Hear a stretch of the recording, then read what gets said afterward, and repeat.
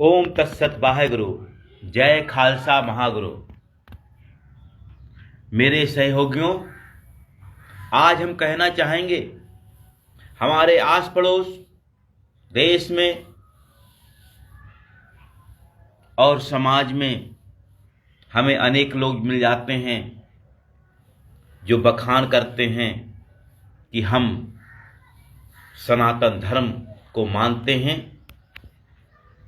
लेकिन हम कहना चाहेंगे हम भारतीयता को महत्व देते हैं, हम भारत को महत्व देते हैं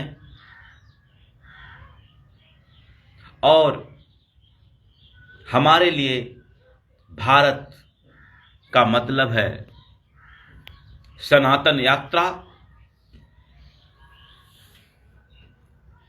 आज जो गर्व करते हैं कि हम हिंदू हैं, हम सनातनी हैं, हम उनसे कहना चाहेंगे, वो खुद कहते हैं जगत का कल्याण हो, विश्व में शांति हो, वसुधैव कुटुंबकम, विश्व बंधुत्व, सर्वे भवन्तु सुखिनः, सर्वे सन्तु निरामया, सर्वे भद्राणि पश्यन्तु, मा कश्चित् दुःख भाग् भवेत्।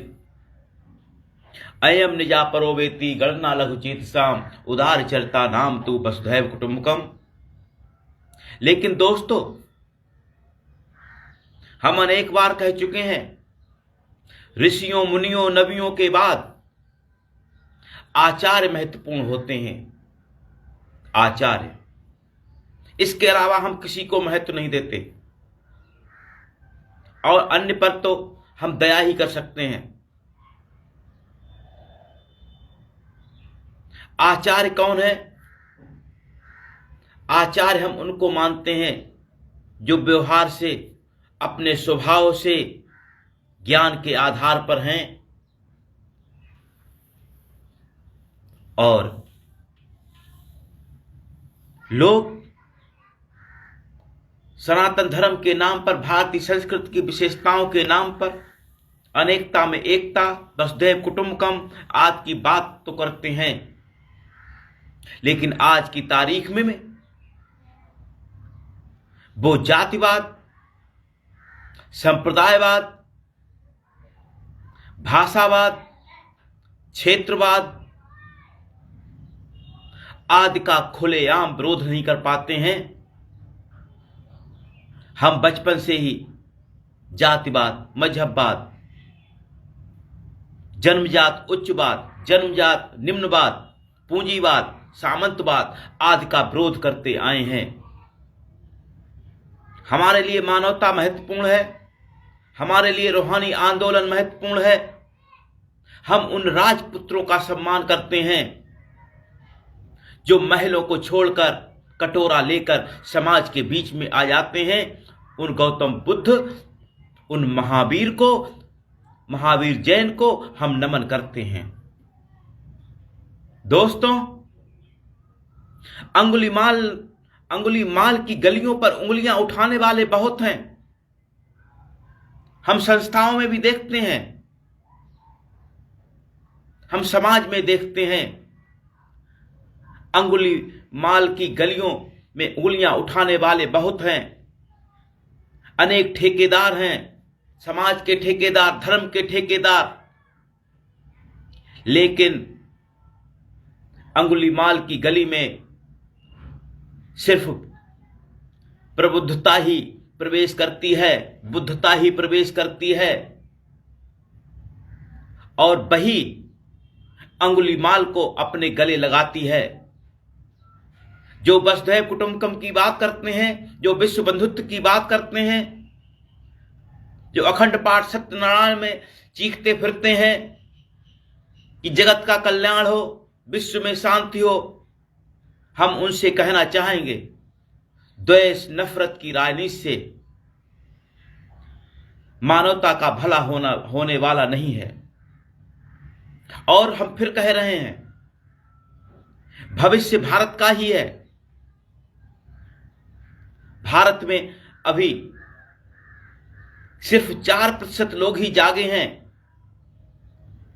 अगर 20% भारतीय जाग जाएं तो हम भारत का ही नहीं पूरी दुनिया का नक्शा बदल सकते हैं। सद्दाम हुसैन जैसे लोग, हिटलर जैसे लोग भी भारत के युवाओं का सम्मान करते थे और उनका यहां तक कहना था कि हमें 20% भारतीय युवा ही मिल जाएं तो हम पूरी दुनिया पर अपना शासन स्थापित कर सकते हैं। मैक्स मुलर ने कहा था, दुनिया में सर्वश्रेष्ठ संस्कृति है भारतीय संस्कृति, लेकिन उसको मानने वाले लोग ठीक नहीं हैं। जब मोहम्मद गौरी का आक्रमण हो रहा था, जब मोहम्मद बिन कासिम का आक्रमण हो रहा था, तब यहां का समाज क्या था? आज कल जातवाड़े हैं, उस समय रजवाड़े थे, आपस में लड़ते थे जाति मजहब के नाम से। और जो सामाजिक बहिष्कार की नीति है, उसने भी इस अखंड भारत को खंड खंड किया है। इसीलिए हम कहते हैं, हम बुद्ध के रास्ते पर चलकर ही, महावीर जैन के रास्ते पर चलकर ही विश्व में अपनी चमक बढ़ा सकते हैं। और यह सत्य है, अहिंसा परमो धर्मा। लेकिन यह भी सत्य है, हमारी संस्कृति, हमारी सभ्यता इस बात का संकेत है कि हमारे दरवाजे पर अगर कोई हिंसा करने आता है तो उसका भी हम हिंसा से ही जवाब दें। हमारे देवी देवता जितने भी हैं, सब शस्त्रों से सुसज्जित हैं। यह संकेत मिलता है। और अध्यात्म भी कहता है, मानवता भी कहती है, हम मन से और दिल से हम अहिंसक हों, हम नम्र हों, हम उदार हों। लेकिन यदि हमारे दरवाजे पर कोई खूंखार व्यक्ति आ जाता है, कोई अहिंसक व्यक्ति आ जाता है, तो हम उसका जवाब भी उसी तरह से दें। दोस्तों, आज इतना ही।